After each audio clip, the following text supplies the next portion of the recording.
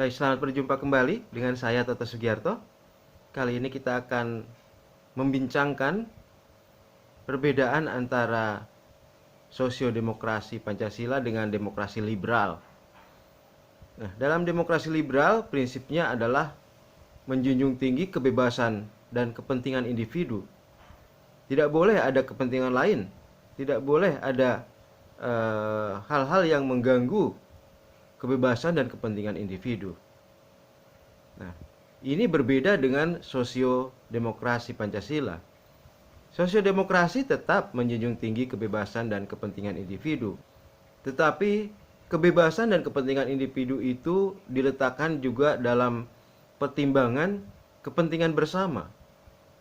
Apakah pemenuhan kepentingan individu itu merugikan kepentingan bersama atau tidak, gitu. Nah, sejauh tidak merugikan kepentingan bersama, maka kepentingan dan pengejaran kebebasan dan kepentingan individu itu, pengejaran kebebasan dan kepentingan individu itu dibolehkan. Gitu.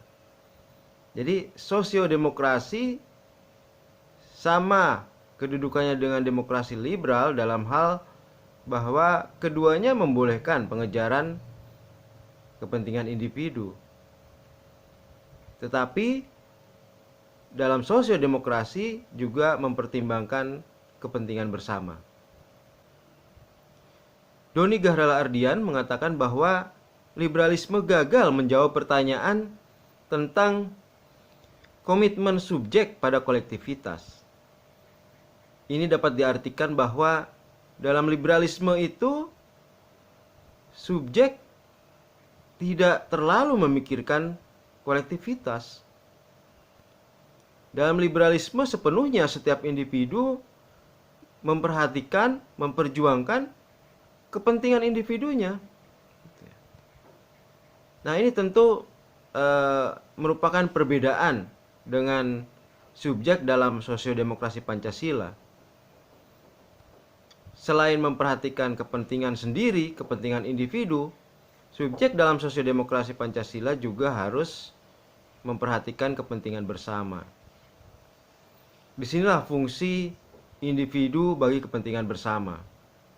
Kalau kita lihat praksisnya, misalnya semakin sukses seorang individu, maka dia harus semakin besar perannya bagi kepentingan bersama. Kalau lebih jelasnya lagi, misalnya semakin banyak seseorang mampu membeli mobil pribadi, maka tentu pajak mobil kedua, ketiga, keempat, dan seterusnya itu harus lebih besar. Agar kemudian semakin besar kepemilikan hak milik seseorang, itu akan semakin besar perannya bagi kepentingan bersama. Nah, dari penjelasan ini kita dapat lihat bahwa individualisme ini merupakan konsep etika politik yang di dalamnya menjunjung tinggi supremasi hak individu. Sosiodemokrasi Pancasila tidak mengharamkan individualisme. Karena dalam sosiodemokrasi Pancasila juga hak-hak individu itu diperhatikan. Nah, tetapi selain memperhatikan hak individu, hak diri sendiri, sosiodemokrasi Pancasila juga memperhatikan hak bersama, terutama hak bagi orang-orang yang kalah dalam mekanisme pasar. Jadi sosiodemokrasi Pancasila memang menjalankan mekanisme pasar, menjalankan persaingan bebas. Nah, dalam persaingan bebas tentu saja selalu akan melahirkan pihak-pihak yang kalah.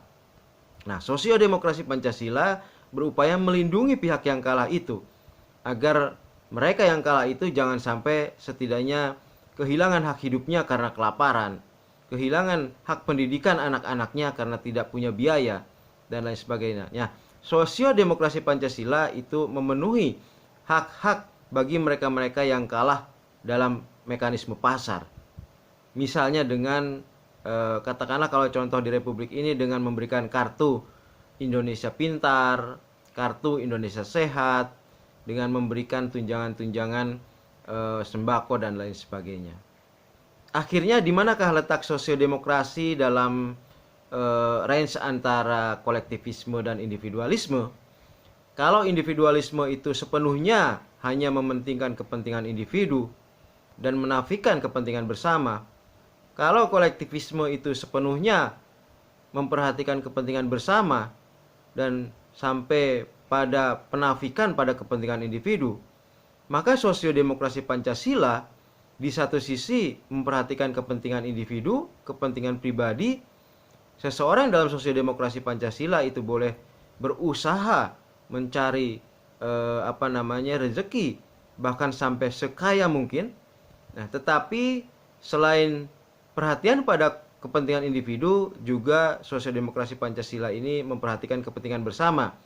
Artinya, boleh seseorang itu kaya raya, tetapi kekayaannya itu juga harus memberi kontribusi bagi kesejahteraan bersama. Artinya ada pajak progresif. Semakin dia kaya, maka pajaknya akan semakin besar, sehingga kekayaannya itu seperti garis lurus dengan sumbangannya bagi kesejahteraan bersama. Nah, itulah sosiodemokrasi Pancasila terkait dengan dilihat dari sisi kontinum ya, antara kolektivisme dan individualisme. Baik, saya kira cukup pertemuan kita kali ini. Terima kasih, jangan lupa like dan subscribe.